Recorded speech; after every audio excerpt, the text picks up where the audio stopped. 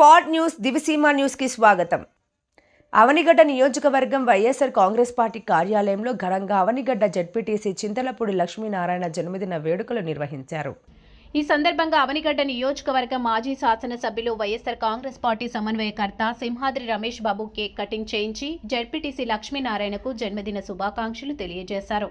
ఈ కార్యక్రమంలో వైసీపీ వివిధ విభాగాల్లోని పార్టీ అధ్యక్షులు, ప్రజాప్రతినిధులు మరియు పార్టీ నాయకులు, కార్యకర్తలు పాల్గొన్నారు.